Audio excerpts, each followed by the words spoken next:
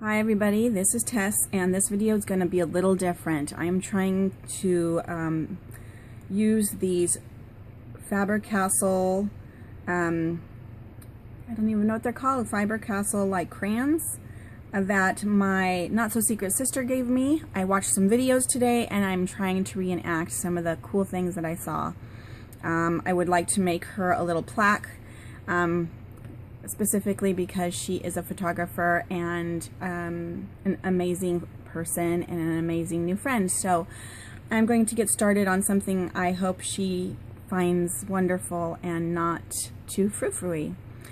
Come back soon. I'm going to go ahead and gesso the boards, and then I'm going to come back and show you how I put the color on it, okay? Hold on.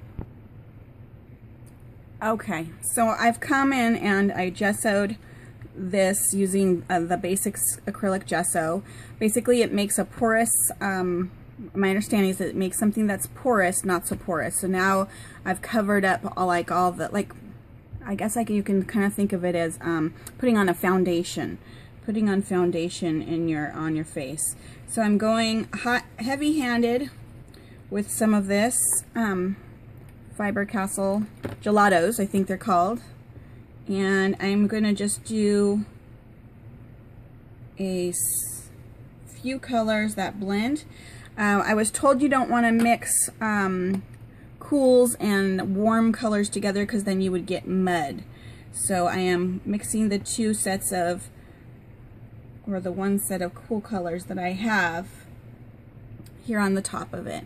And like I said, I'm doing it very heavy-handed, and I'm going to be using my finger a lot to get it to blend. And if you can see, it's very shiny when you blend this together, and it's very smooth. I think I can see how it might make a difference if you had not gessoed it. It would just sink into the porous canvas that's here, and this looks beautiful. Okay, so I'm a little concerned about this green here fading out. I like the way the blue and the purple, I'm a purple person, so I'm liking the way that looks, but I'm going to put a little more green so it doesn't get taken away. I want it to be an involved color, not something that you just see for a moment. So I'm just using my fingers to blend these, and that in itself looks pretty. It's called a dry surface. You see that right there? I'm going to go ahead and put a little darker on this, a little heavy-handed, a little more. I'm going to go ahead and add that. Get a little chunkier on this side, maybe. Chunkier over here. And then just do a little bit so it doesn't get lost. When I went on YouTube to check out how this is done, the lady had a ton of different ideas, and I think this one was one of my favorites. It was the way she was doing it and applying it just made sense to me. So after I'm going to apply this, because I've used the gesso on my surface, I should be able to get a fun look. It's a watercolor look. That's what I'm going for. That's what these are used for. And then once I get my watercolor background, I'm going to utilize it to put on a vinyl piece on top of it. Hopefully this comes out good. So hold on one moment. Okay, I've got my water bottle ready. I've got my towel down. This is plastic, so it won't be a problem. I also got a piece of 12 by 12 paper because there's a glare right there I don't want you to have to deal with. So I have this fuchsia piece right here helping me to hold up the little black piece behind it. And I will be holding that to try to keep the canvas in the right place. So I'm going to just squirt heavily at first.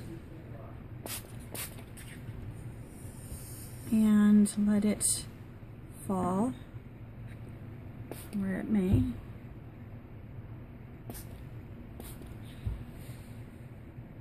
And just drip down. Jessica. Hold on, please.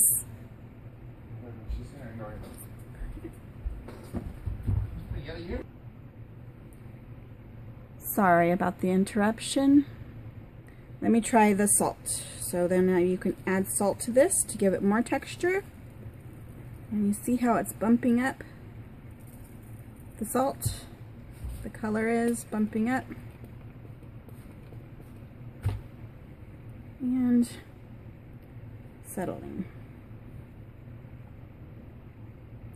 Okay, once that dries, we will take our hands and brush the salt off. But for now, let's leave it at that and we'll chat at you soon.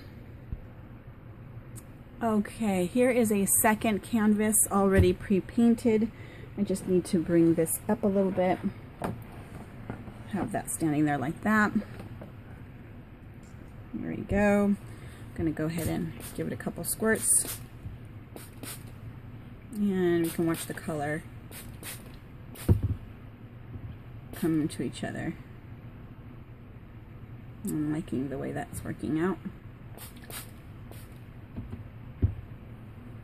Ooh.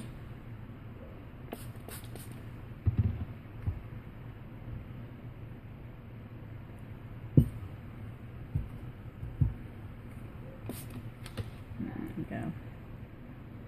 I'm really liking the way that cut looks right now.